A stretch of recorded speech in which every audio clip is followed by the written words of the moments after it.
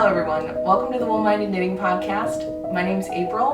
I'm a knitter from Cleveland, Ohio. I live here with my husband and my 3 cats. And today we're going to be talking about my spring knitting plans. Unlike most people who I've heard talking about their spring knitting plans, I am sad because I love the winter and I love gloomy weather, and I, against what everyone else wants, do not like the sun. So I'm not exactly looking forward to spring, but I'm gonna make the best of spring. I absolutely love winter. Winter is my favorite season. In a perfect world, my ideal weather for a year would be like 6 months of snow and 6 months of rain. I really love the gloomy weather. I like the snow, I like the sun when it's cold, but I don't like summer. And spring to me is just like the announcement of summer is coming. Which, yeah, I don't like the heat. I like the cold and I like the snow. So spring to me is kind of a sad time, but I do like spring colors. So we're gonna make the best of spring with some spring colors. And right now in my life especially, I feel like I could use some happy colors. There were a lot of times in the podcast I'd filmed before that I went into like personal details of my life and then I just completely edited out. It's kind of a hard decision to make, like how personally you want to talk in your videos in the internet, because I want my podcast to be like, I love the knitting community, and I feel like the community aspect for that to exist like requires a bit of you talking personally, whether it be like about yourself or, you know, like beliefs, or there just has to be like something more than the superficial for that to exist. And I had tried to talk about it before, but then I didn't really know like how far in depth I wanted to go. But recently I had, well, at the end of last year was like the worst time of my life. That was like November and December of last year were the hardest times of my life. And like I turned 31 this month.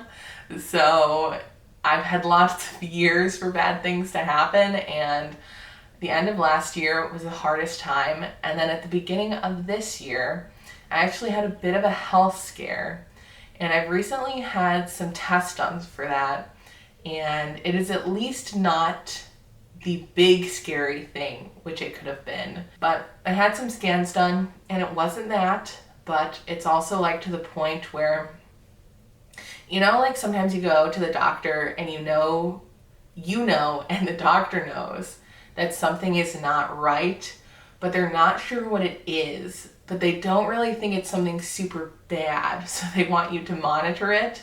But just the stress of having to go through those scans at the beginning of the year here were quite hard, so I could really use my knitting to be a bit of like a mental break for me. So I want it to be happy and I want it to be relaxed and I don't want it to be stressful. So some spring colors will be very nice for that. And then another reason why I am excited to knit some brighter colors is because I think I mentioned prior, so my background is as an analyst in the tech industry and like enterprise tech, which is like commercial technology. And I had left my last job in December, and I was taking a bit of a break here from working, but this month in March is when I'm going to plan on start working on my resume again, and I'm going to plan on starting to apply for jobs. And the last job I'd had for 3 years, so I haven't looked for a job in a while. And I do remember, so not in getting my last job, but in the job prior, I remember how terrible looking for a job was. And that is truly a traumatizing and humbling experience that I'm just not looking forward to. I'm hoping at this point in my career that it isn't, that finding a job is a bit easier, but you honestly never really know. Like, you just never really know with finding a job. So at least at this point in my life, I am lucky enough that I have the luxury of like, me not having my job is not financially harming us. especially for just these few months here. So I'm very lucky and grateful for that. So I will have the luxury this time of looking for a job that I truly want, that meets the criteria that I want, and not just me needing a job because I need to pay for things. So it will be somewhat of a different experience this time, but I just do remember how humbling looking for a job can be, and I'm sure so many of you can relate. Like, looking for a job is just a ridiculous experience. So at least this time in looking for a job, there's no like sense of desperation around it. So I'm hoping it will be a better experience, but just in case, some nice colorful knits is really what I'm looking for. We've talked a lot already, so I'm going to get into my spring knitting plans. And my spring knitting plans are not only colorful, but they are mostly realistic, which I'm extremely proud of. Now, I would like to know too, before we get into this video, do you plan your knits? I'm at the point right now where I don't know if planning my knits is something I really want to do going forward. At least I kind of figured that I didn't want to do a make 9, because that just seemed like a very long-term commitment, and something about that seemed more of a commitment than seasonal plans.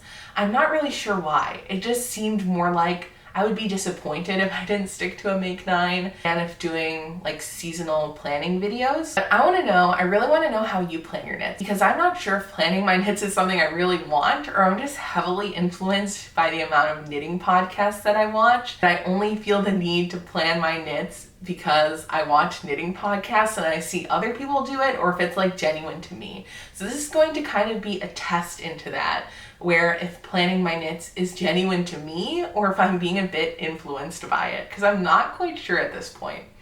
So I would like to know how you plan your knit, and then we will see throughout the spring season here if I actually stick to these plans. I'm sure some of them at least I will stick to. Another thing we will get into the video, I swear, but another thing I actually quickly want to mention here, because spring means it's different for everywhere in the world. Like, some places spring is already summer, and some places spring is basically still winter. Here, so spring is from like, I believe it's like March 19th, 20th, 21st until like the end of June. And for here where I live, like I said, I live in Cleveland, Ohio, which, you know, not everyone is familiar with that if you live somewhere else in the world. But Cleveland, Ohio is under the Great Lakes, so I think a good marker for that is Toronto, Canada. We're sort of south of the lake system that Toronto is near. So here, it doesn't actually start getting warm until June. You know, like I said, I'm turning 31 this month, so I'm getting to the age where I love talking about the weather. So in February, it's still pretty cold. Like, we pretty much had snow all month long. In March, I think we may still get a couple days of snow, and it's pretty cool in March. April, still pretty cool.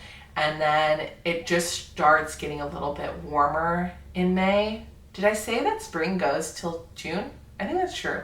I'll put the dates of spring on the screen, and I will also put what the weather looks like in Fahrenheit and Celsius where I live, because where I live, it's not particularly warm in spring. Like, there are some warm days, but for the most part, it's still pretty cool. So I'm definitely keeping the weather in mind in planning these knits. So you will see that they are spring in color, but winter in fabric. So for anyone wondering, I am wearing the Traveler hoodie by Andrea Mowry, which I love. If you were looking to knit a hoodie, this would be a great spring knit if it's something you're interested in. And mine is knit in Farmer's Daughter's Fibers Recollect Sport Weight, which I think is a Rambouillet base, and this is the color New Moons. I absolutely love this knit, but I just wanted to quickly say what I was wearing in case anyone was curious. My first spring knitting plan is a sweater that I've had yarn for I think over a year now, or maybe about a year. I think I got the yarn for it last spring, and now we're getting to it this spring. And the sweater that I want to knit is the Instant Crush by Locatelli. I'm sure if you've been watching knitting YouTube for a couple years now that you have definitely seen this color work sweater. So this is a DK weight colorwork sweater that is knit in strands of lace weight or Surrey held double. So this sweater is knit in a size US 6 or 4mm needle, and it calls for 4 different colors in the colorwork. The colors that I have are very springy. Like I said, I've had these for a while now, and I don't think that I have seen Woolberry come out with these colors since then. I think I've seen this one come out again, but not the other 3. The colors that I have here are Fresh Eucalyptus, and this is in Woolberry's Surrey base. And then the next color is Frost, and this is also in the Berry Surrey. This pink color is 3 Little Words. And then the last color, which is Cabled Sweater in Berry Mohair. These 2 are in mohair and these 2 are in Surrey. And if you know anything about Woolberry yarn, she switched her Surrey base sometime to be the same meterage and yardage as, you know, a standard mohair. So these both have 437 yards. So the reason that I have different fiber types here is because when I was originally picking out this yarn, Surrey often dyes lighter than mohair. So some of the colors I picked out Surrey just to have more contrast, so it would be a bit lighter in color than the mohair, just so it would stick out a bit more in the color work. I'm still excited to knit this, even though I've had the yarn for a while now. So this will be an instant crush by Locatelli. We will see if I actually get to wear this by the time I finish this, because it may be a bit warm for double mohair and double Surrey in a sweater by the time I finish it, but I'm honestly not. I'm more of a sweater knitter than a summer garment knitter. I'm sure I'll knit a couple summer garments, but even in the summer I knit sweaters and then just, you know, have them for the next season. So I am very excited to have this. I have like mohair and Surrey all over my face now from touching those. Okay, I think we're good. So the next spring garment knit that I have is with this beautiful Nutiden, and this is in a green color that was in their February collection, which I actually still think is available if you go to their website. I think even this color is still available. I plan on uploading this video tomorrow, which is May 31st, right? May, which is March 31st? Wow, which is March 1st. And this color is still available on their website, and I imagine their website will still be open tomorrow. So at least if you're seeing this video probably over the weekend, you could get this color and some of the other colors from their February collection if you were interested. According to their website, this color is Livgevaren. I'm sure I am butchering the name of this, but it's just this really punchy green. It's a very spring green color. Like, this almost reminds me of the color like when tulips start coming out of the ground, like when their leaves start coming up. This really reminds me of that. And I talked about what I wanted to knit with this in my second knitting podcast that I have up, when I talked about this as an acquisition. And what I want to knit with this is a capital V by Rosa Pomar, which is another DK weight pattern, but I plan on holding this double, which in my opinion is more of like a worsted weight, but hers I think is knit at more of an open gauge, so I think this should be fine to be held double as that. The capital V is a DK weight sweater, and it's knit in a US 8 or a 5mm needle, so I think the Nutiden held double will be perfect for that. Capital V is a vest with a very dramatic V-neck, which I quite like. And if you look at the project pages for this video, a lot of people have styled this really well. You would think that a very deep V would be a bit restrictive to wear, but you can see in the project pages that there's a variety of body sizes and a variety of ages that are really have made beautiful capital V vests. So I'm excited to knit this. If I like it, I could definitely see this being something that I knit again. So specifically, I would like to knit this and then wear this with a blue floral blouse that I love to wear, which I have here. So this blouse is something that I wear a lot, and I just think that a very deep V vest would look really nice layered with this with some like dark wash jeans, with it tucked into dark wash jeans. So I'm excited to have the vest and to pair it with this blouse. And I'm sure it would look nice with all sorts of blouses, and I have a lot of floral blouses, and I think it would look nice with quite a few of them, so I'm really excited to knit this up. So the next couple things that I'm going to talk about are accessories. There's a couple garments that I'm going to mention at the end, and you'll see why I've separated them out here. But the first accessory that I want to talk about is I want to knit the Pressed Flowers Kerchief by Amy Christoffers. I've actually knit the Pressed Flowers shawl by her, which is one of the first things that I knit. And luckily it's a shawl because the gauge on that is just horrendous. I didn't understand how gauge worked yet, so I wanted it to be bigger. So I started off on a smaller needle size and then progressively throughout the shawl moved to larger needle sizes. So if you look at it closely, it looks quite funny. I don't think, honestly, most people would notice. I actually have gotten a lot of compliments on that shawl when I wear it. I'm pretty sure that I have mohair in my eye, but I cannot see it. So we are gonna go through this video and then I'm gonna flush my eye out. But as I was saying, I knit a pressed flower shawl, and I don't think most people can notice how terribly off gauge I was on that because, like I said, I get a lot of compliments on it. But I mostly actually use that as like a cover up to summer dresses because I've made it so big. It kind of just sits over almost like a cardigan. But for the spring, I would really like to knit her kerchief pattern, which is actually free. So if you want to knit that, it's a free pattern and it's very cute. And it has the same sort of mosaic color work as her shawl and sweaters. The colors that I want to knit the kerchief in are these two colors of Linen Quill. And this is yarn by Pearl Soho, which I'm sure you've heard of because it's very popular because of the half and half triangle wrap. And this color is actually left over from my half and half triangle wrap. This is the color Poppy. I'm not sure what color this is because I bought it off of a D-stash, but I'm sure I'll put it on the screen. It's one of their, it's sort of like a dustier mid-tone blue, or maybe it's not dusty. It's just a mid-tone blue color. And I plan to make this the flowers and this the background color.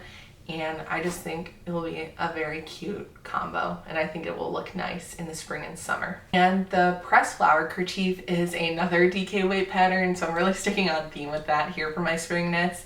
This is knit in a US 6 or a 4mm needle, so I plan on holding these both double to reach that gauge. So this will be my first spring accessory. Now the next three things that I want to knit in spring are socks. I really want to knit more socks this year because hand knit socks are probably one of my favorite hand knit items that I have.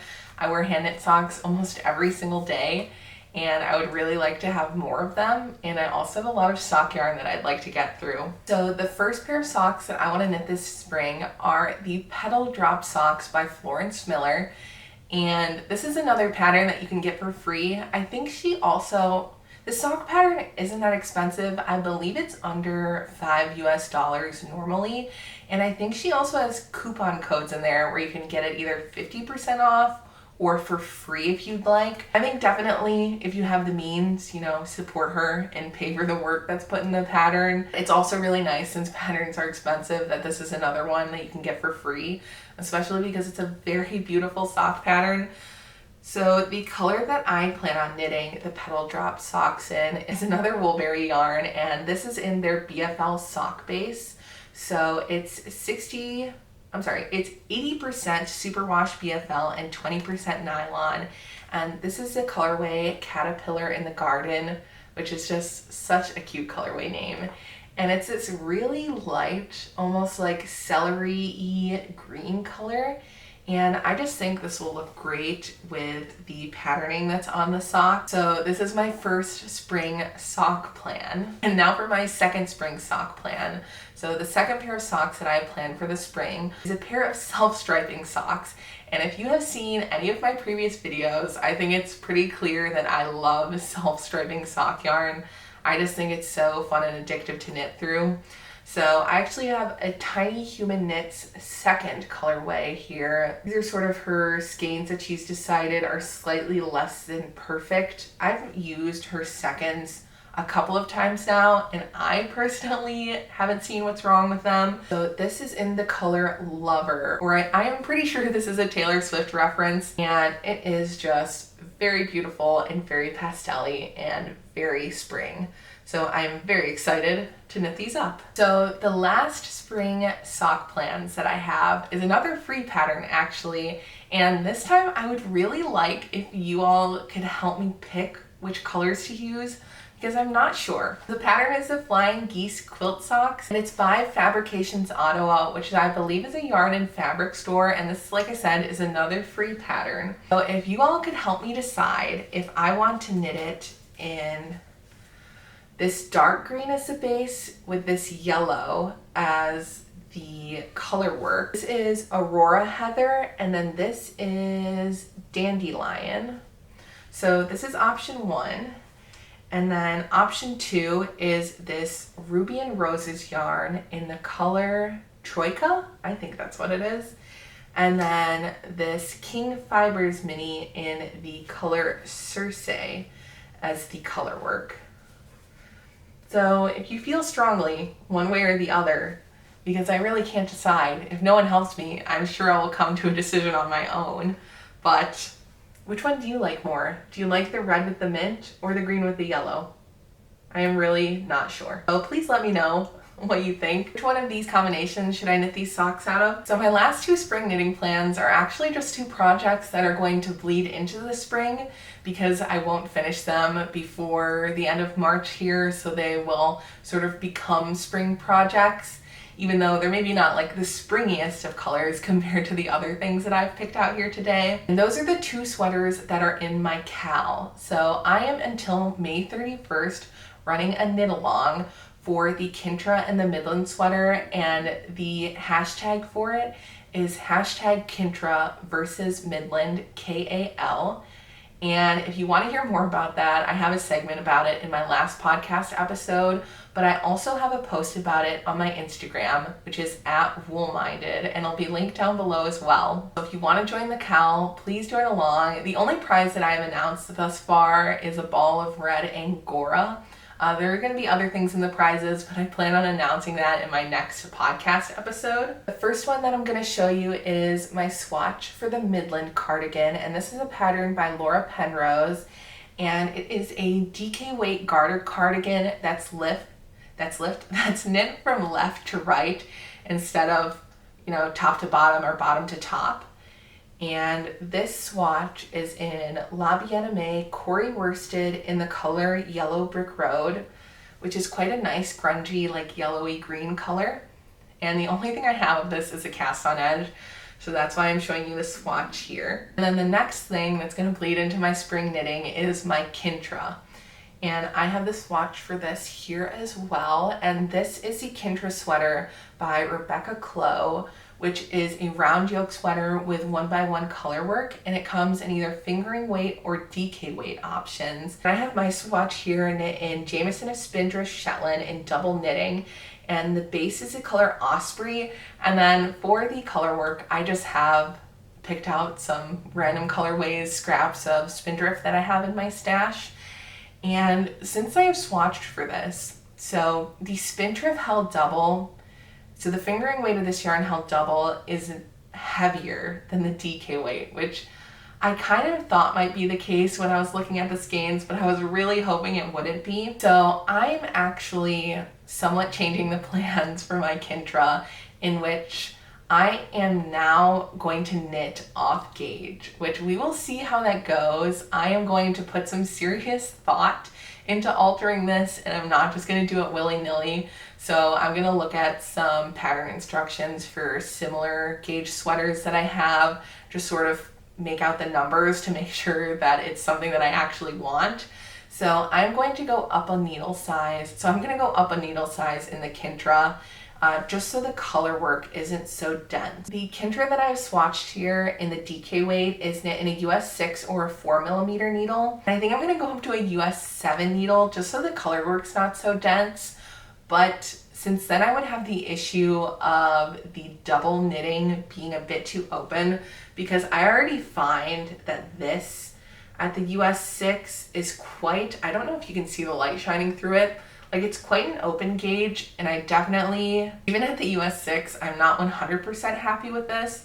So I know I definitely wouldn't be happy if I went up a needle size to a US 7. So my plan is now to hold the main color with a mohair that I have in stash. And the mohair that I have is this Lang lace. And I think this will be quite a nice color match with this. And I think it will just fill in the fabric quite nicely. So I'm making this quite different than the Kintra is. It'll be similar in essence, but I'm going to change the gauge and I'm going to add mohair. And this is in, I'm not sure what color this is. I think it's 992. They just do numbers. So this will be my last spring knitting plan. Obviously this is not the most springy of colors of the things that I'm showing, but it's something that I probably plan on wearing in the fall anyways. It's just something that I'm gonna knit in the spring here. So to close out this video, I would really love to know your spring knitting plans. I've just started watching other people's spring knitting plan videos that are trickling through, and there's lots of beautiful ideas, but like I said, I'm trying to keep this mostly realistic. So these are my mostly realistic spring knitting plans. I would really love to know what your spring knitting plans are. And if you like this video, please give it a like and subscribe. It means so much to me. I love interacting with you all. That has probably been the most fun part of starting a YouTube channel. I love interacting with everyone in the comments. I just find it so fun to have conversation there about my knitting. I don't personally have knitting friends in real life, so this is sort of where I get that fix. So I really enjoy when you all comment and we have conversations in the comments. So please give this video a like and subscribe to my channel. And if you have anything to say, please leave it in a comment because I would absolutely love to hear from you. Like I said, thank you so much for watching and interacting with my video. It means so much to me and I look forward to seeing you guys again next time. And I hope you're enjoying what's left of the winter here, and I'll talk to you guys again soon. Bye.